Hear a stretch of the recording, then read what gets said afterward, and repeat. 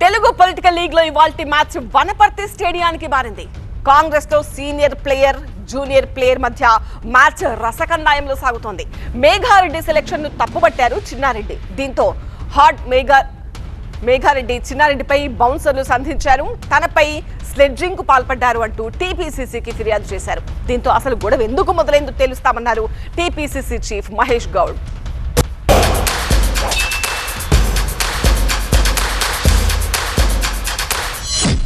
వనపర్తి మే సవాల్ అంటున్నారు కాంగ్రెస్ నేతలు. పోటాపోటీగా పార్టీ కార్యాలయాలను ఓపెన్ చేస్తున్నారు.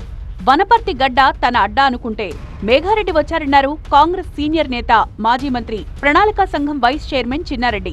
కొందరు డబ్బులు తీసుకుని టికెట్ ఇచ్చారన్న చిన్నారెడ్డి వ్యాఖ్యలపై మండిపడ్డారు కాంగ్రెస్ ఎమ్మెల్యే మేఘారెడ్డి.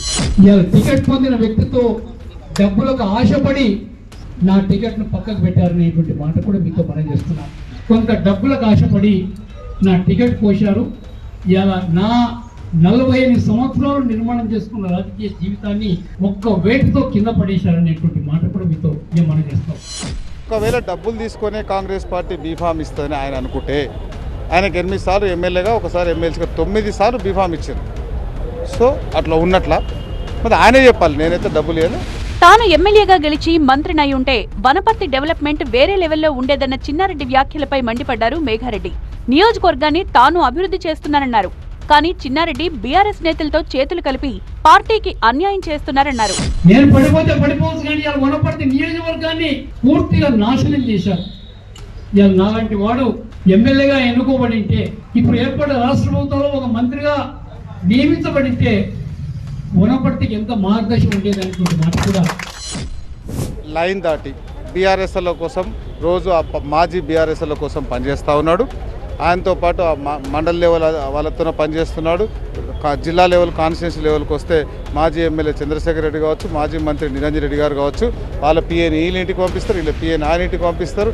రోజు చర్చలు జరుపుకొని వాళ్ళకి కావాల్సిన ముగ్గురు కలిపి ఎలక్షన్ల ముందు కూడా నాకు చేయాల. సో అయినా కూడా మేము భరించాం. చిన్నారెడ్డిపై టీపీసీసీకి క్రమశిక్షణా కమిటీకి ఫిర్యాదు చేశారు మేఘారెడ్డి. చిన్నారెడ్డి వ్యాఖ్యలకు నిరసనగా గాంధీ భవన్ ముందు ఆందోళనకు దిగారు మేఘారెడ్డి అనుచరులు. చిన్నారెడ్డికో హటావో, కాంగ్రెస్ కో బచావో అంటూ నినాదాలు చేశారు. అధిష్టానంపైనే ఆరోపణలు చేసిన చిన్నారెడ్డిపై చర్యలు తీసుకోవాలని డిమాండ్ చేశారు.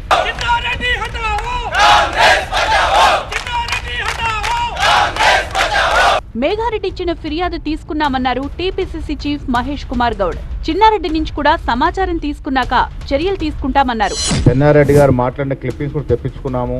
చిన్నారెడ్డి గారు చాలా సీనియర్ మోస్ట్ కాంగ్రెస్ నాయకులు. సీనియర్ మోస్ట్ నాయకుడికి అన్ని రకాల గౌరవం ఇస్తా ఉన్నాం కూడా. వారు మాట్లాడింది నిశ్చితంగా పరిశీలించిన తర్వాత ఆ విషయాన్ని అంతా కూడా ఏఎస్కి చేరవేసి తదుపరి ఏం జరుగుతుందో తర్వాత చెప్తాం. వనపర్తి వివాదం త్వరలోనే ముగుస్తుందన్నారు మంత్రి వాకిటి శ్రీహరి. అంతర్గత విభేదాలు సమసిపోతాయన్నారు.